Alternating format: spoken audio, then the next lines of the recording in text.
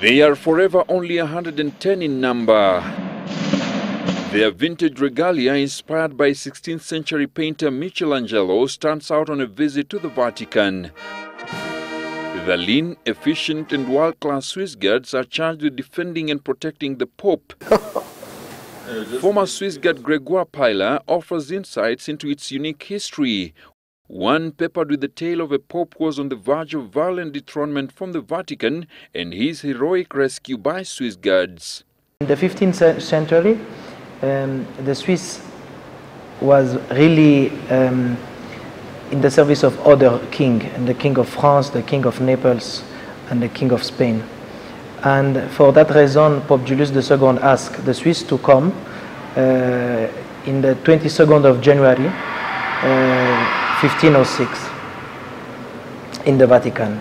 It was 150 Swiss that used the Via Francigena, a road that starts by Canterbury to Rome. In the 1400s, Swiss mercenaries proved themselves on the battlefront time and time again, sometimes while fighting for the Roman Empire. In a way, their small footprint with big results was a precursor to today's elite special forces teams. A title and bragging rights that earned them the call-up to protect the then most powerful institution, the Roman Catholic Church, whose seat is in the Vatican City. On May the 6th, 1527, the Swiss guards encountered their most major engagement, an attempt by Emperor Charles V, whose soldiers were in the process of ransacking Rome when they attempted to invade St. Peter's Basilica. On that particular day, the tiny Swiss guard force held back a massive onslaught that allowed Pope Clement VII to escape through a secret passageway to a nearby fortress. He held out for 8 days before surrendering and lived to talk about it. Nearly 150 of the 189 guards serving at the time gave their lives to see that the Pope survived. Every year, on the 6th of May, we celebrate the commemoration of the sack of Rome, and every 6th of May, the new Swiss Guard promised to give the life forever to the Pope.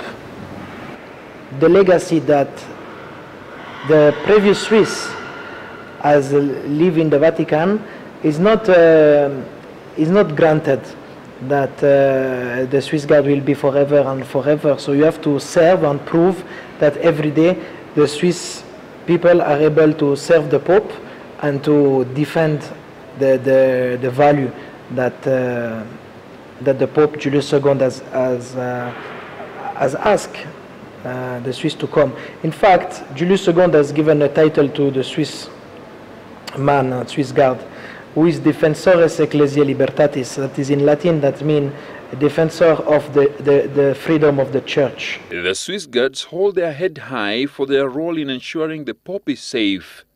As a Swiss man, young man, Catholic, you have this privilege to serve the Pope. Entry requirements to join the elite military squad are strict. One must be a man, a Swiss, a Catholic with a professional background. Most importantly, one must be a Swiss soldier and has experience in military service, aged between 19 and 30 years. Swiss guards accompany the Pope on his travels, protect the College of Cardinals during papal transitions, and guard the entrance to the Vatican City.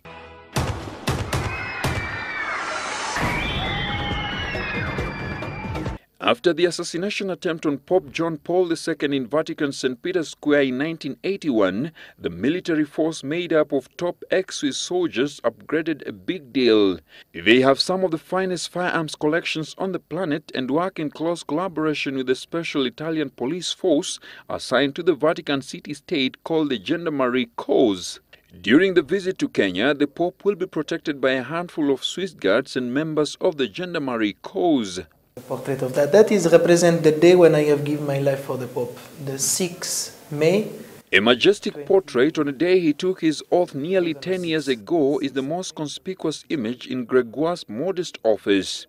While in the line of duty, however, Gregoire says moments of consolation and desolation come in equal measure. Every day is a new challenge. I mean, you have to serve the Pope.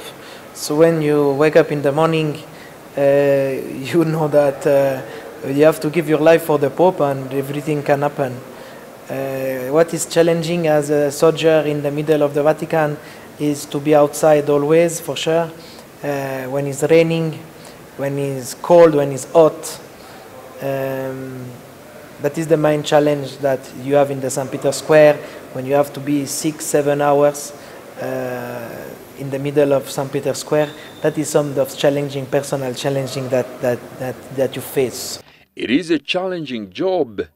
Be close to the Pope is something very impressive, and that give you the motivation to wake up at night at 2 a.m., 3 a.m., 4 a.m., depends on the service that you have to go and to do, and repay that all these challenge that you can face during the day or during the night close to the Vatican, in the middle of the Vatican. I mean, yes, I think for the Eastern Mass, when we see the Swiss Guard in the representation at the Eastern Mass, they have to stand in the St. Peter's Square for more than 4 hours, and we're not moving. And that, I remember I have done that for the first 2 years. It was an extra effort for me because the Swiss Guard cannot move. You cannot move you cannot move. So you stay there you're not moving for 4 hours.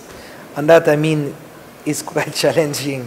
Gregoire met Pope Francis only once, an experience he savors to this day. I told him that tomorrow I will go to Kenya.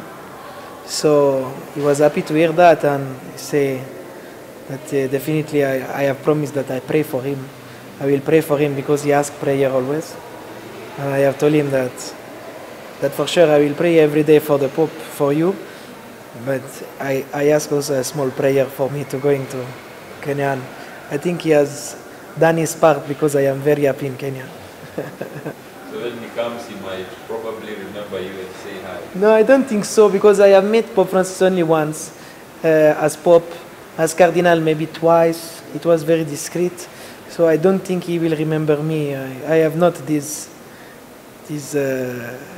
I don't think so. No. He meet a million of people, and he met me once 2 years ago. I don't think so. No, he will remember me. And so as the Pope tours Africa from 25th November this year, a small group of men will be on hand to protect him, a tradition that dates back 5 centuries. Alex Kubasu, Citizen TV.